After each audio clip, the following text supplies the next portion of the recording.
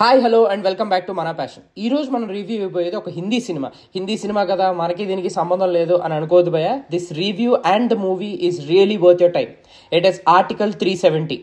Last ఎలక్షన్కి ముందు Uri surgical strike అని మన మీద ఒక సినిమా వదిలేరు. అండ్ నాకైతే ఆర్మ్డ్ ఫోర్సెస్ మీద వచ్చిన one of the best movie అది, నేను థియేటర్ ఎక్స్పీరియన్స్ చేసింది. And this will also stand out in that sense.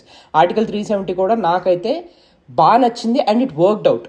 ఈసారి కూడా ఎలక్షన్కి ముందు ఆర్టికల్ 370 వదిలారు అండ్ ఇట్ వర్క్డ్ అవుట్.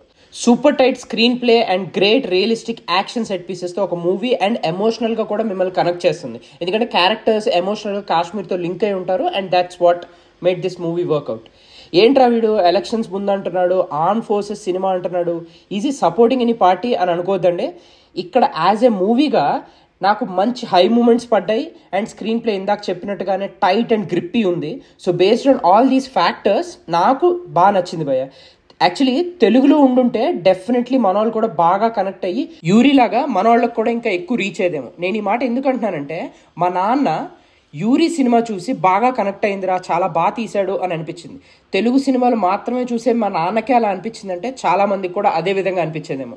ఈ మూవీ డెఫినెట్లీ ఒక పార్టీకి బాగా హెల్ప్ అవుతుంది భయ్య ఇన్ టర్మ్స్ ఆఫ్ ఎలక్షన్స్. అలా అని కంప్లీట్ ప్రాపగాండాలా ఉందా అంటే లేదు. కాస్త ఆపోజిషన్ లీడర్స్ని తక్కువే చేసి చూపించారు, బట్ స్టిల్ మరీ అంత పబ్లిసిటీలా అయితే లేదు. Movie highlights are the lady actors భయ్య. యామి గౌతమ్, ప్రియమణి అండ్ ప్రెస్ రిపోర్టర్గా చేసిన ఆమె కొంచెం స్క్రీన్ స్పేస్ తక్కువ, but she did her role really well. వీళ్ళు కాకుండా మిగతా వాళ్ళందరూ కూడా వాళ్ళ క్యారెక్టర్స్ బాగా చేశారు, బాగా న్యాయం చేశారు.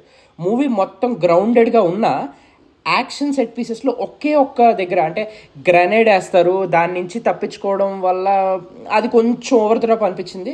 Apart from that it was really well done. And literally PMO ఆఫీస్లో ఏమవుతుందో మన ఎవరికి ఎగ్జాక్ట్గా ఏమవుతుంది అనేది ఎవరికి తెలియదు. కాబట్టి లేని చూపిస్తే అదే రైట్ అని మనం అనుకోవాలి. For most part of it was fine. అంటే మరీ అంత ఓవర్ ద టాప్ లేదు, it was grounded enough. Just as a మూవీగా it is really worth your time భయ్య. That's it for the review guys. Thank you. Do like, share and subscribe to Mana Passion.